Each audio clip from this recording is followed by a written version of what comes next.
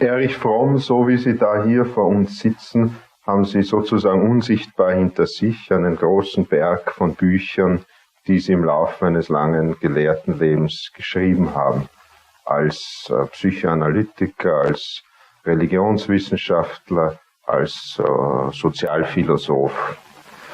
Ihr jüngstes Buch ist in den Verdacht gekommen, wenn es das ist, wenn das ein Verdacht ist und etwas Unzulässiges wäre, dass es eigentlich ein Buch gegen den Nobelpreisträger Lorenz wäre. Lorenz kommt also gleich am Anfang in diesem Buch vor und im Zusammenhang mit ihm wird sozusagen die Grundthese dieses Buches entwickelt. Sie sagen, Lorenz verstand ursprünglich in der Einleitung schon unter Aggression, das ist das eigentliche Thema dieses Buches, dass sie aber unterscheidend zur Aggression genauer hin nennen Anatomie der menschlichen Destruktivität, also Aggression ist in ein Stück zu allgemein. Lorenz verstand, sagen sie, unter Aggression einen biologisch notwendigen Impuls im Dienste des Überlebens. Aber da den Begriff Aggression auch auf Blutdurst und Grausamkeit anwandte, folgt daraus, dass diese irrationalen Leidenschaften ebenfalls angeboren sind. Sie bringen das dann in ein sehr eindrucksvolles logisches Schema. Sie sagen, biologisch notwendige Aggression ist gleich angeboren, Destruktivität und Grausamkeit ist gleich Aggression, Destruktivität und Grausamkeit ist gleich angeboren, was zu beweisen war. Das heißt, sie versuchen sozusagen einen logischen Fehler, einen ideologischen Fehler in dieser Beweisführung zu entdecken. Jetzt bleibt die Frage, bei diesem sehr dicken Buch, lässt sich eine solche These sozusagen aufbauen auf einem logischen Fehlschluss? Oder bleibt nicht für den einfachen, unbedarften Leser übrig, aber irgendwoher muss doch das kommen, was der Mensch da hat. Es kann sozusagen nicht, obwohl das religiös möglich wäre, vom Himmel oder von der Hölle gekommen sein. Ja, nun, deswegen schrieb ich das Buch, um zu zeigen, warum das nicht nur ein logischer Fehlschluss ist, sondern warum in der Sache selbst das ein falscher Schluss ist. Sie sagten, ich habe das Buch hauptsächlich gegen den Nobelpreisträger Lorenz geschrieben. Nun, nicht als Nobelpreisträger und auch nicht gegen ihn, sondern gegen ihn als Vertreter einer ganzen Richtung, die ungeheuer verbreitet ist heute und speziell durch sein Buch über die Aggression. Das sogenannte Böse. Das sogenannte Böse. Und das ist, wobei es sich darum handelt, ist nicht nur etwa ein theoretisches Problem oder ein wissenschaftliches Problem. Es ist auch nicht nur ein psychologisches Problem. Es ist ein hochpolitisches Problem. Denn wenn man zeigen kann, dass die Aggression oder Destruktivität dem Menschen angeboren ist, dann natürlich führt es zu dem Schluss, dass wesentlich auch nichts Entscheidendes gegen den Krieg getan werden kann, gegen die Gewalt getan werden kann. Und es führt weiter zu dem Schluss, dass man auch die sozialen und kulturellen Umstände, die die Destruktivität erzeugen, gar nicht zu untersuchen braucht. Denn die Destruktivität ist ja dadurch erklärt, dass sie angeboren ist, wie beim Tier. Das heißt also, die These führt zur Verleugnung oder Verneinung der Kritik der Gesellschaft und speziell der gesellschaftlichen Faktoren, die die Destruktivität ständig erzeugen. Damit kann man natürlich ganz schön Ping-Pong spielen, nicht? Man kann also sagen, die Lorenz-These, die bösartige Aggression ist angeboren, die sei Ideologie. Und dann kann der Ball natürlich zurückkommen, indem man sagt, die These, die Gegenthese, es gibt gesellschaftliche Ursachen für die bösartige Aggression, die ist ja auch nur ideologisch.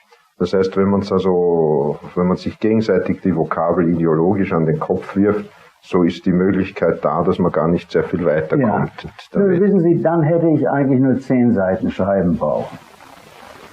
Und damit wäre der Inhalt des Buches gedeckt gewesen.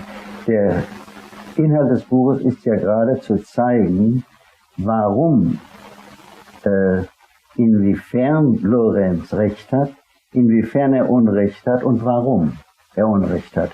Und dazu das Material empirisch und klinisch herbeizubringen und nicht Ping-Pong zu spielen und nicht Ideen hin und her zu werfen. Das Buch ist ja in erster Linie, und deshalb ist es so lang, eine Analyse von Daten, von empirischen Daten und nicht eine ideologische Auseinandersetzung.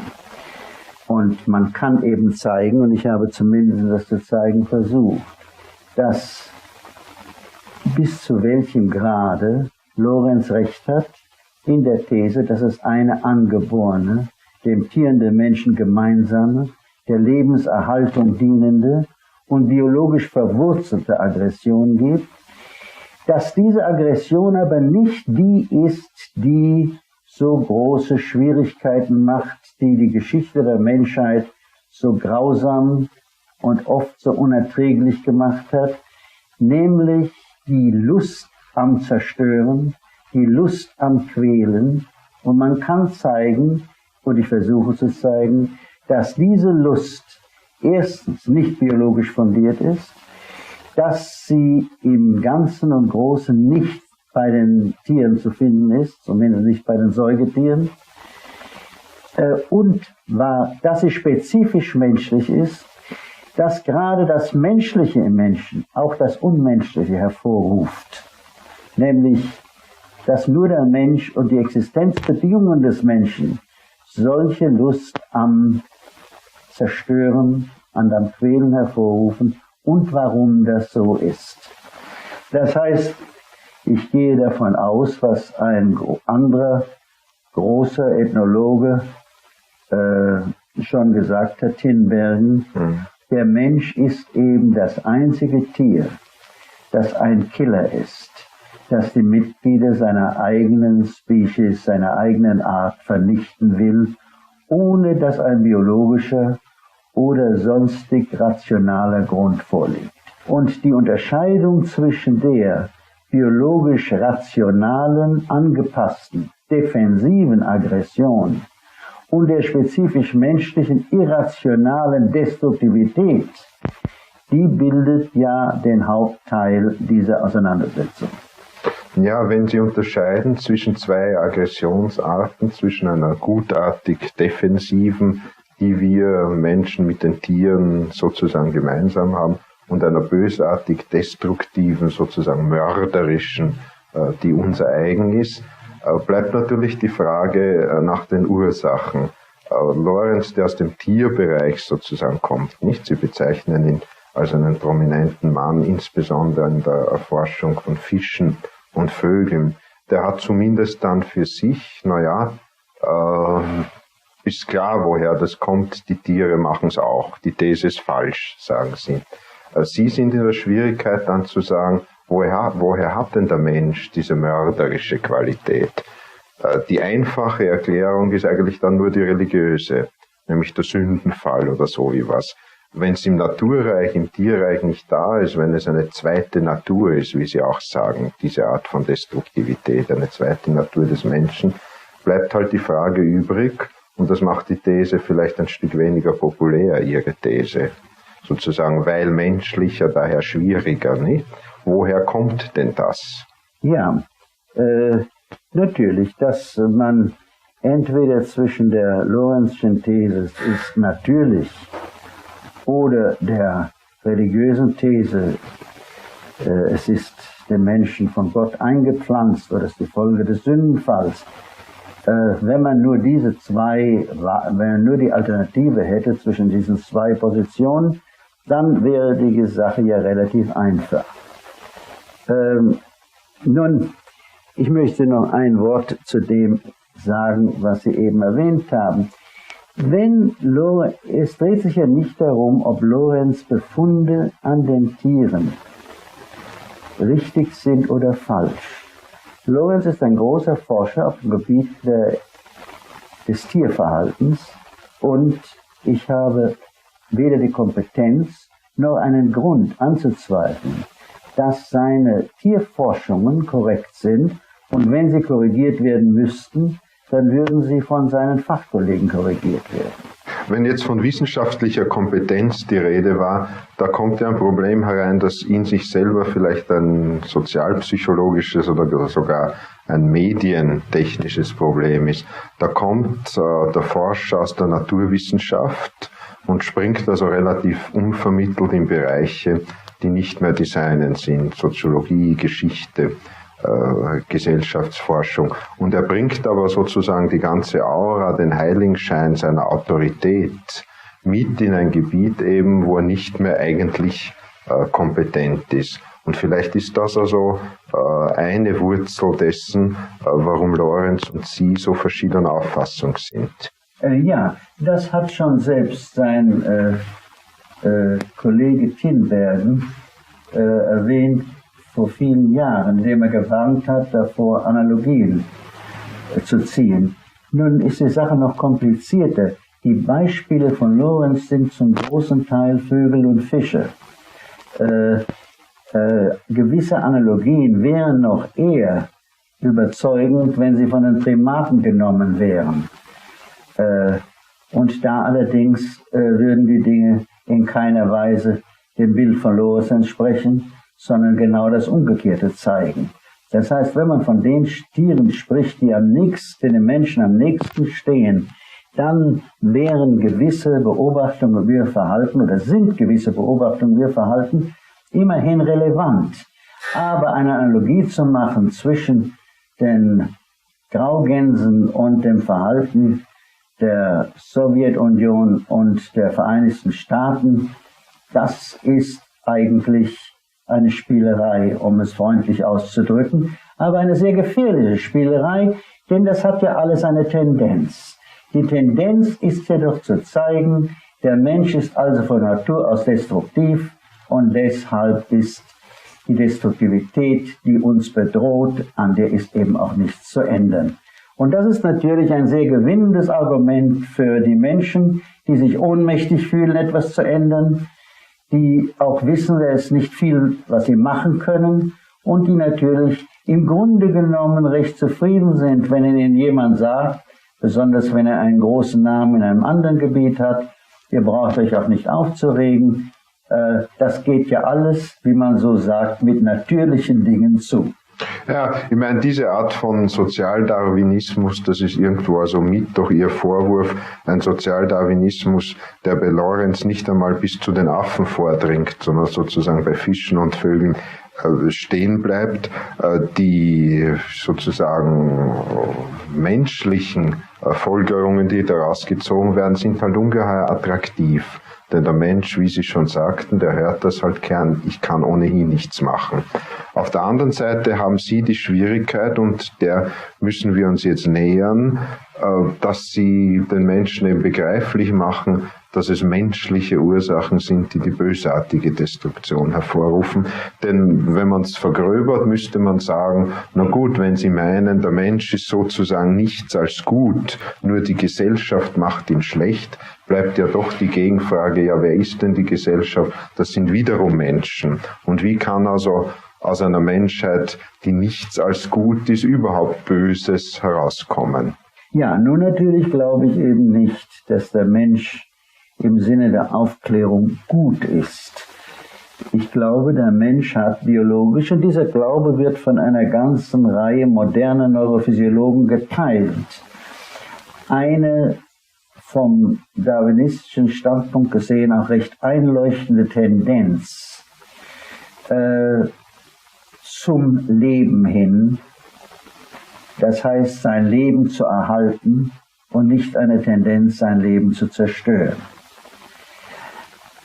Aber das bleibt ja nur eine allgemeine biologische Tendenz Und die Frage ist dann, woher kommt dann die Lust an der Grausamkeit und die Lust am Töten, am Zerstören, die so tief im Menschen ist, dass in der Tat die menschliche Geschichte, wenn wir absehen gerade von ihren frühesten Epochen, von den sogenannten primitivsten Epochen, ein fast unerträglicher Bericht von Grausamkeiten und Zerstörungen ist, die häufig nur auf der Lust beruhen zu zerstören. Sie hatten auch viele andere Gründe, ökonomische und politische Gründe, die verkoppelt sind mit diesen Zerstörungstendenzen des Menschen. Aber darauf will ich jetzt nicht eingehen. Nun, hier muss man mit einem beginnen. Es ist zwar richtig, wie der Darwinismus gezeigt hat, dass der Mensch in vieler Hinsicht dem Tiere gleich ist. Es ist aber ebenso wichtig, und das haben eine Reihe von bedeutenden Biologen betont, in wie vieler Hinsicht der Mensch vom Tier verschieden ist. Und dass an diesem Punkte schon die Analogien scheitern. Wenn ich vielleicht ein kurzes Wort darüber sagen kann, und das ist ja ein so kompliziertes Thema, dass man es in ein paar Minuten oder sogar in einer halben Stunde nicht ausschöpfen kann, so müssen wir uns einmal die Frage stellen, an welchem Punkt in der Entwicklung der Primaten ist eigentlich die Gattung Mensch entstanden? Wo kommt der Punkt? Wo ist der Zeitpunkt, evolutionsmäßig gesehen, oder richtiger gesagt, der evolutionäre Ort, an dem die Gattung Mensch entsteht, geboren wird? Nun, ich glaube, darauf kann man eine Antwort geben, und ich habe versucht, es im Einzelnen zu begründen, dass dieser Punkt der ist, in dem zwei Tendenzen, die sich in der ganzen Evolution des Tierreichs vorfinden, ihren Höhepunkt erreichen.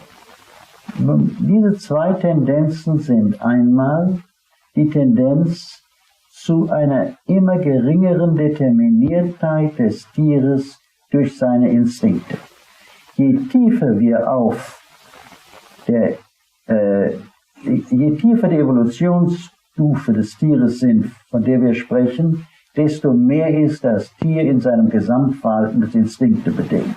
Das heißt nicht, dass sogar schon auf den primitivsten Stufen Umwelteinflüsse, auch Lernen in einer ganz primitiven Art, nicht auch eine Rolle spielen. Aber es sind doch nur modifizierende Faktoren.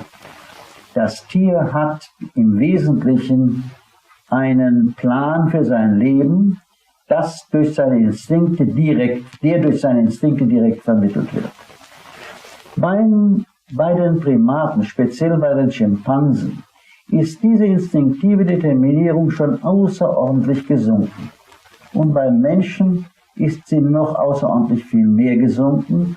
Der Mensch könnte durch die Instinkte, die er hat, überhaupt nicht sein Leben führen. Er wüsste keinerlei Entscheidung zu treffen, denn die Instinkte, die bei ihm wirklich wirksam sind, sind im Wesentlichen der Hunger, das Bedürfnis nach Schlaf, nach Verteidigung, bis zu einem gewissen Grad nach Sexualität, nach Schutz der Jungen.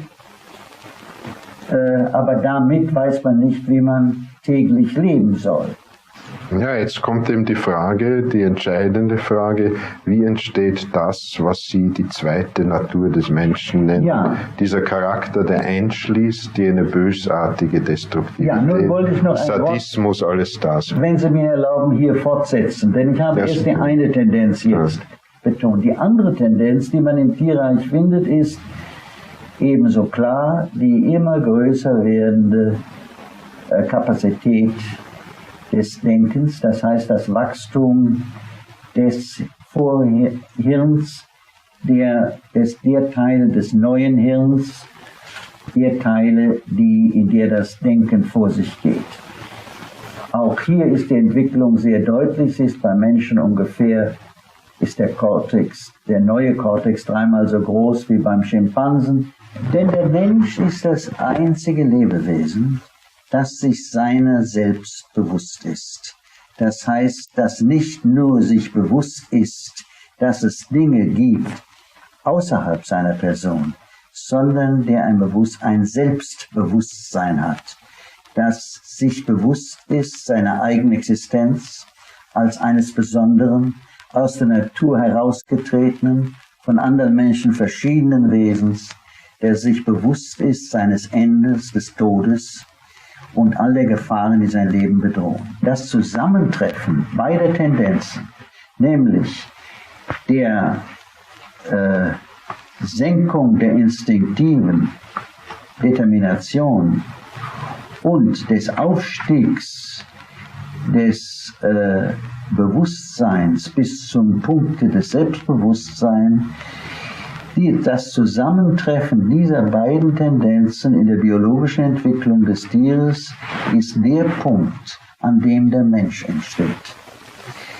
Der Mensch, der ein hilfloses Wesen ist, denn er ist weder von seinen Instinkten belehrt darüber, wie er leben soll, wie er Entscheidungen treffen soll, noch auch ist seine Vernunft stark genug, um ihm ein Führer zu sein. Damit ist der Mensch vor ein vollkommen neues Problem gestellt, das für das Tier nicht existiert.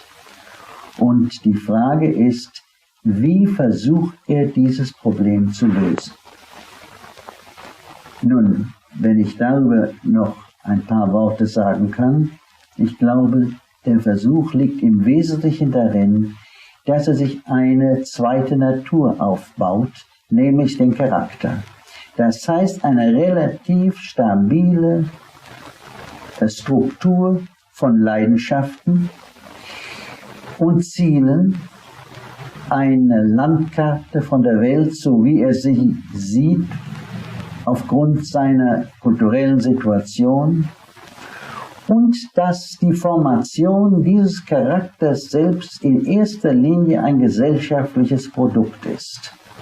Das heißt, jede Gesellschaft braucht menschliche Energie in einer spezifischen Form, um so zu funktionieren, wie sie funktioniert. Jetzt kommen Sie von einer anderen Seite beinahe wieder nicht mehr in Konkurrenz, sondern in Übereinstimmung mit dem Widerpart Lorenz.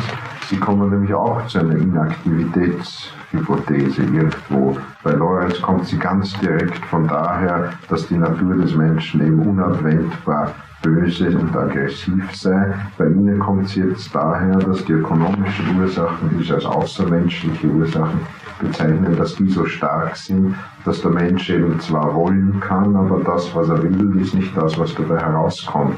Und das führt unter Umständen zum selben Ergebnis, dass der Mensch sagt, wozu soll ich mich dann abstrampeln? Ja, wenn ich das gesagt hätte, würde das vielleicht so sein, aber ich glaube, ich habe das nicht ganz so wörtlich gesagt, aber auf jeden Fall nicht gemeint. Das ist ja ein altes Problem. Ist nämlich die Marxische Theorie eine Theorie, in der die menschliche Aktivität keinen Platz hat, weil ein Determinismus vorherrscht, bei dem die Geschichte vor sich geht, ohne dass der Mensch viel dazu tut. Nun, das war ganz bestimmt nicht die Ansicht von Marx. Marx hat gesagt, und damit den Punkt sehr zentral und wesentlich ausgedrückt, die Geschichte tut gar nichts.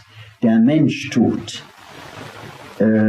Das heißt, es ist eben nicht so einfach, dass hier ökonomische Umstände determinieren und der Mensch einfach so geformt wird, wie das die ökonomischen Umstände verlangen.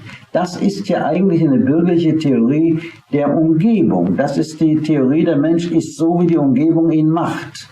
Das eigentliche Problem liegt ja darin, und das habe ich auch in dem, was ich vorhin sagte, schon eingeschlossen, dass der Mensch in sich aber gewisse tiefmenschliche Bedürfnisse hat, wie zum Beispiel zur Freiheit, zur Unabhängigkeit, zur Gemeinsamkeit, die er immer wieder durchzusetzen versucht unter den Umständen, auf die er trifft. Das heißt, die Geschichte ist ein Wechselspiel, ein Ineinanderspielen von gegebenen objektiven Umständen und von nicht nur dem menschlichen Willen und der menschlichen Vernunft, sondern genau von den Leidenschaften, die in der Natur des Menschen angelegt sind, weil sie nämlich zur vollkommenen Entfaltung des Menschen gehören, wie zum Beispiel seine Leidenschaft für die Freiheit.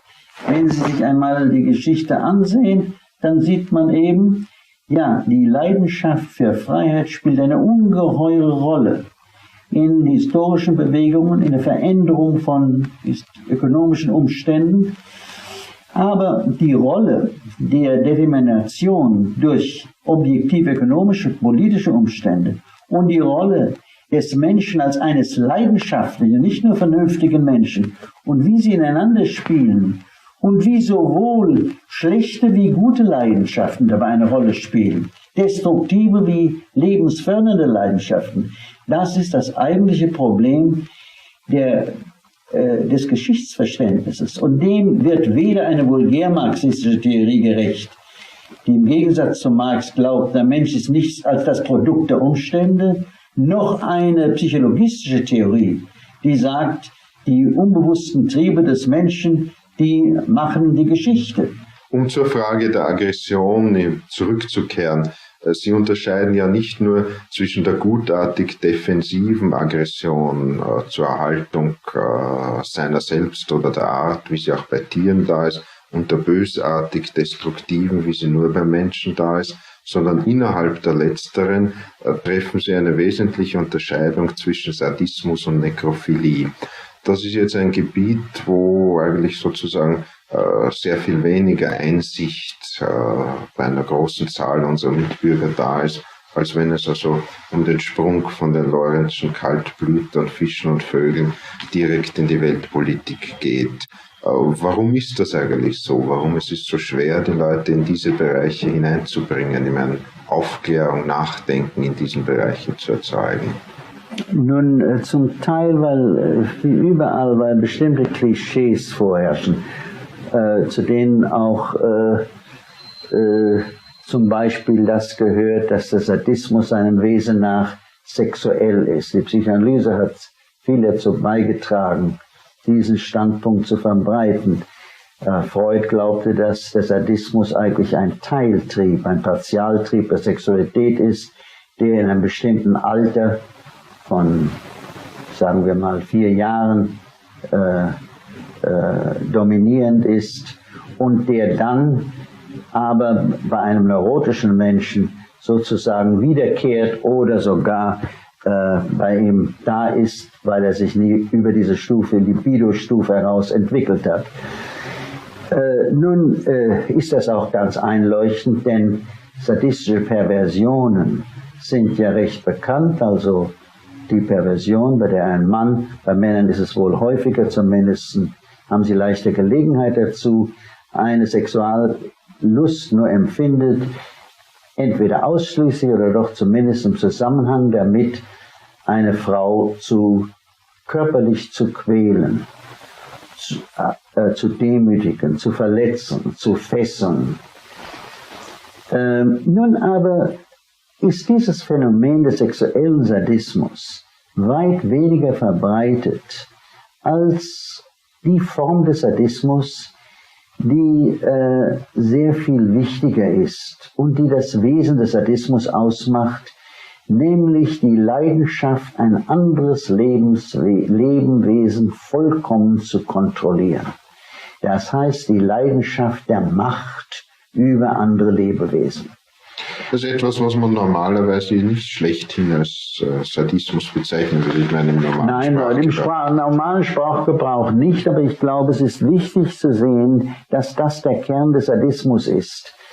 Die Lust daran, einen Menschen zu quälen und ihn zu zwingen, diese Qual ohne Widerstand zu erleiden, ist nur eine besondere Form der absoluten Kontrolle, die man über einen Menschen ausübt und nicht über den Menschen.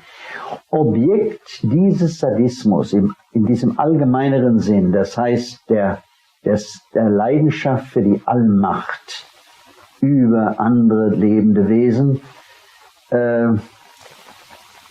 der ist so, das ist so deutlich zu sehen, nicht nur im Verhältnis, oder sagen wir mal besser gesagt, das sieht man immer dann, wenn es sich um Verhältnisse handelt von Menschen zu anderen, die schwach und ohnmächtig sind.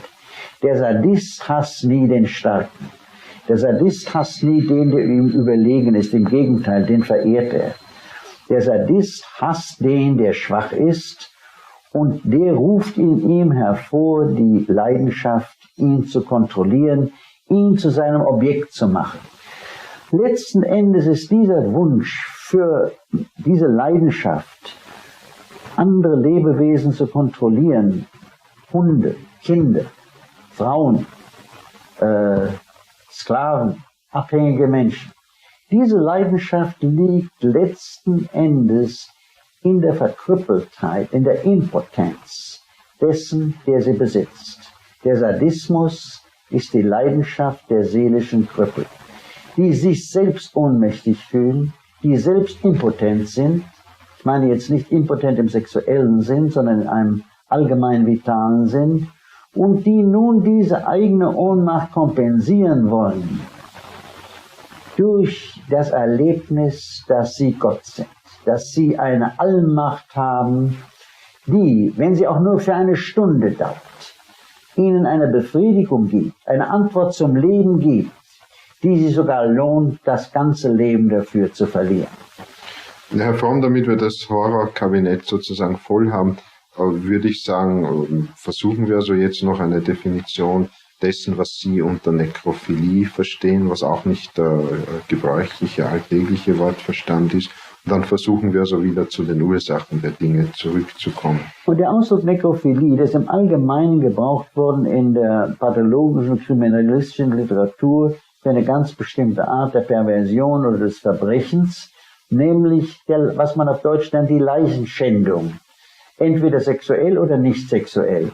Es gibt ein reiches Material darüber, das zeigt, wie viele Menschen die Perversion haben, leidenschaftlich zu genießen, die Berührung mit den Toten, mit den Verfaulten, mit dem Geruch der Leichen oder mit dem Zerstückeln von Leichen, Zerstückeln von Menschen, mit dem Zerstückeln von allen Lebendigen. Das ist im Allgemeinen unter diese Fälle, und ich habe hier viele Beispiele gebracht in dem Buch, sind im Allgemeinen nachzulesen in der Literatur über Perversion und Kriminologie. Der Ausdruck Nekrophilie für ein charakterologisches Verhalten ist zum ersten Mal von Unamuno gebraucht worden, dem spanischen Philosophen, der in 1936, wie er noch Rektor der Universität in Salamanca war, auf den Phalangistenruf, auf das Phalangistenmotto Viva la muerte, es lebe der Tod, mit einer Rede gehalten hat, die zu den großen historischen Reden gehört, und indem er sagte, das ist ein nekrophiler, sinnloser Schrei. Das heißt, er hat hier nicht mehr nur von der physischen Nekrophilie gesprochen, sondern von der psychischen, von der Freude an dem Zerstückeln des Lebendigen, an allem, was krank ist, verfault ist, unlebendig ist. Und wie ich zu zeigen versucht habe, letzten Endes auch an allem, was rein mechanisch ist. Und der Unterschied zwischen der Nekrophilie und dem Sadismus ist, dass der Sadist ja nicht das Leben zerstören will, er will es nur ganz beherrschen. Er ist sozusagen warm und nicht kalt. Der Nekrophile hasst das Leben. Er will das Leben als solches zerstören. Das ist sein letztes Ziel, seine letzte Befriedigung, weil er Rache dafür nehmen will, dass er selbst das Leben nicht erlebt hat. Und wenn wir jetzt überspringen von diesen beiden Aspekten dieser zweiten Natur des Menschen, der destruktiven Natur, zu dem, was also offenkundig sehr prominent ist, nämlich dass das alles in Kriegen eine Rolle spielt. Da gibt es die klassische psychoanalytische These, dass eben dieser Urgrund ausreicht für die Erklärung, warum es Kriege gibt und wie Kriege möglich sind. Und Sie führen hier in Ihrem Buch eigentlich nur in einer Fußnote, aber sie zeigt sozusagen dramatisch einen gewissen Umschwung an. In Wien auf einer Tagung der Psychoanalytischen Gesellschaft, wo Mitscherlich meinte, jetzt sei es allmählich Zeit, dass man von dieser These weggehe, gab es also dann sozusagen die offizielle Erlaubnis vom Psychoanalytischen Orden, wenn man das so nennen will, vertreten durch Anna Freud, jetzt zur gesellschaftlichen Ursachtsforschung weiterzuschreiten. Sie sind einer der Vertreter dieser Richtung. Meinen Sie, dass man da erfolgreich vorangekommen ist? es gibt immer noch eine große Heerschar von Psychoanalytikern, die bei dieser Triebstruktur als Ursache des Krieges stehen geblieben sind. Ja, ich glaube schon. Dieser Erfolg sozusagen der Idee, dass man soziale Tatsachen und auch Erscheinungen wie Kriege nicht nur psychologisch erklären kann, sondern die sozialen Umstände berücksichtigen muss, wie man das so nennt. Das war keine so große Herzensänderung in der Meinung der meisten, speziell aber auch der älteren Psychoanalytiker, sondern das war etwas, was einen Grund hat in zwei Erscheinungen. Einmal die jüngere Generation ist im Ganzen, war politisch fortschrittlicher und vielleicht zur damaligen Zeit zumindest etwas radikaler als die ältere. Und zweitens einmal, was die Analytiker über Krieg geschrieben haben, so vollkommen naiv war und so unhaltbar war, dass, wenn man nicht zu dieser Gruppe gehörte, es einfach lächerlich wirkte. Denn zu behaupten, dass Kriege im Oedipus-Komplex oder in sonstigen Triebregungen ihre Ursachen haben, das verleugnet die so offensichtliche Tatsache, dass die meisten Kriege entstanden sind aus ökonomischen Interessen, von politischen Interessen, dynastischen Interessen oder auch vom Ehrgeiz bestimmter Politiker oder Militärs. Ja, wenn jetzt also von Ursachen von Kriegen die Rede war, da wäre also jetzt zu fragen, wie viel Rolle spielen dabei Sadismus und Nekrophilie in dem von Ihnen definierten Sinne, weil das wären ja dann immer noch psychologistische Erklärungen des Krieges. Nun, ich glaube, dass bei modernen Kriegen zumindest Sadismus und Nekrophilie bei der Verursachung von Kriegen praktisch überhaupt keine Rolle spielen. Die Kriege werden ja schon deshalb nicht, weil moderne Kriege nie vom Volk gewollt werden, sondern die Regierung muss ja sogar in jedem Fall dem Volk erst einmal einreden, dass sie bedroht sind, um die defensive Aggression zu mobilisieren, die im Menschen natürlich ist, wenn sein Leben oder seine Freiheit bedroht wird. Es ist auch so, dass in modernen Kriegen die kriegsführenden Armeen relativ wenig Akte des Sadismus oder Destruktivität begangen haben. Und wenn man dann vom Fall der Nazis spricht, muss man sagen, dass auch diese Akte im Wesentlichen nicht von der deutschen Armee begangen worden sind, sondern ganz im Gegenteil, dass die Politik Hitlers war, den durchschnittlichen Soldaten abzuschirmen gegen die Kenntnis der Grausamkeiten, die die SS-Formation und andere spezielle Vernichtungsorganisationen durchführten. Und das war im Falle von Jugoslawien in einigen Fällen anders, aber im Großen und Ganzen ist das so. Es bleibt natürlich dann die Frage, wenn das so ist, dass die Menschen den Krieg nicht wollen und wenn alle diese destruktiven Triebe, die sich dann vermutlich also eher sozusagen in kleinem Bereich auswirken, in der Privatsphäre, in Kleingruppen, wenn die alle nicht ausreichen, um es zum Krieg zu bringen von Seiten des Staates, wie ist es dann möglich, dass es überhaupt Kriege gibt? Nicht? Ich meine, welches ist der Ermöglichungsgrund, denn zumindest halten die Leute ja still in aller Regel. Ja, nun also, tapfer und lang und so weiter. Ja, nun, das ist die Frage, die die Regierenden selbst sich bewusst oder unbewusst sehr genau vorlegen und sehr genau beantworten. Zum Beispiel Bethmann Hollweg im Ersten Weltkrieg wusste genau, er kann die Sozialdemokraten nicht zum Kriege bringen, wenn nicht er erst den Russen den Krieg erklärt hatten, damit sie fühlen könnten, sie kämpfen für die Freiheit, weil sie gegen den Zaren kämpften. Und so beeilte er sich ungeheuer, zunächst einmal die russische Kriegserklärung durchzubringen, damit dann die Möglichkeit gegeben war, die Sozialdemokraten für den Krieg mit Frankreich und England zu bringen. Also das ist ein Grund, eine Weise, dass man die Völker, wie ich schon sagte, in den Glauben versetzt, es einem bedroht. Das war zum Beispiel die ganze Ideologie der Umzirkelung, der Einkreisung in Deutschland. Das war eine solche moralische Kriegsvorbereitung. Dann gibt es einen zweiten Grund, und das ist, dass der Mensch in unserer Gesellschaft und in den meisten uns bekannten Gesellschaften zum Gehorchen gedrillt ist. Das fängt an mit der Erziehung und setzt sich durch die ganze Gesellschaft durch. Gehorchen und Gehorsam ist die größte Tugend, Ungehorsam ist das größte Laster. Das ist das Prinzip, was religiös, politisch, moralisch im Großen und Ganzen, wenn nicht von den Philosophen, so doch zumindest in der Praxis des gesellschaftlichen Lebens anerkannt worden ist. Also die Menschen gehen in den Krieg, weil man ihnen sagt, sie müssten, und wenn sie nicht gehen, sind sie ungehorsam. Außerdem redet man ihnen ein, dass wenn sie nicht kämpfen wollen, sind sie Feiglinge. Zum Beispiel eine Reaktion, die man im Tierreich nicht finden könnte, denn das Tier zieht im Allgemeinen vor, zu flüchten, das biologisch das Sichere ist, außer wenn es nicht mehr fliehen kann, und dann kämpft es. Die Menschen. Ja, wenn von Gehorsam die Rede ist.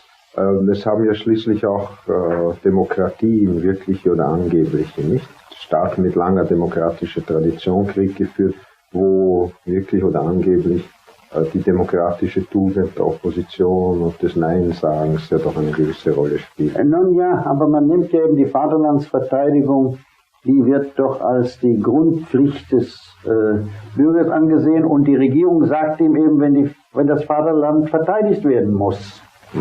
Das entscheidet nicht der Einzelne, sondern da glaubte der Regierung, und ganz abgesehen von allen anderen psychologischen Mechanismen,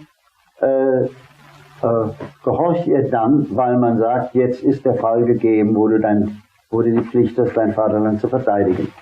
Dazu kommen aber noch andere Dinge, die den Krieg zumindest mal die ursprüngliche Kriegsbegeisterung möglich machen und die gewöhnlich übersehen wird. Man darf nicht vergessen, welche ungeheure Befriedigung es für Menschen darstellt, das Gefühl der Einheit zu erleben, der Gemeinsamkeit, die gewöhnlich am Anfang eines Krieges da ist oder von der Regierung gefördert wird. Der Kaiser Wilhelm hat das sehr geschickt gemacht, indem er gesagt hat, ich kenne nur noch Deutsche. Und das trug bei, ein Gefühl der Verbrüderung zu schaffen, die zwar eine negative Verbrüderung war, aber wenn man sich das menschliche Verhalten ansieht, ist das Erlebnis der Verbrüderung und der Einigkeit, der Einheit, wie es immer auch, aus welchen Gründen es auch folgt, ein ungeheuer erstrebtes, beglückendes Gefühl, was eben im Kriege zunächst einmal auch erfolgt. Außerdem ist der Krieg, die Möglichkeit, dass Menschen in den Krieg gehen, hängt das noch mit etwas anderem zusammen, und das ist die ungeheure Langeweile des Lebens, oder zumindest des Lebens der meisten Menschen, für die das Leben nichts ist als Routine, die, und das ist mehr und mehr so der Fall, an einer Stelle arbeiten, ohne dass sie bestimmen, was sie arbeiten, ohne dass sie einen Anteil haben, deren Arbeit langweilig und uninteressant ist. Herr Fromm, damit sind in Ansätzen ja eigentlich schon Hinweise gegeben, was man tun müsste. Sie haben in Ihrem Buch Anatomie der menschlichen Destruktivität ein letztes Kapitel, einen Epilog über die Zwiespältigkeit der Hoffnung. Gibt es überhaupt Hoffnung? Worin liegt diese Hoffnung? Eine Hoffnung, die Sie so definieren, ob es nicht möglich sein wird, in einer Zukunft, dass Aggression und Destruktivität noch einmal eine nur minimale Rolle spielen. Weil Sie ja sagen, in der Vorgeschichte oder in der frühen Geschichte spielten diese Typen von bösartiger Destruktivität nur eine geringe Rolle. Ja, ich glaube, die Frage ist gar nicht so schwer zu antworten. Wenn das Leben interessant wird, wenn das Leben liebenswert ist und lebenswert ist, wenn die Menschen daran Interesse haben, wenn die Menschen eine Freude am Leben haben, dann verwandelt sich nicht ihre Energie in destruktive oder sadistische Energie. Das Leben in der heutigen Gesellschaft ist für die meisten Menschen uninteressant, langweilig, unbefriedigend, und die Destruktivität ist in gewisser Weise eine Reaktion auf das ungelebte Leben.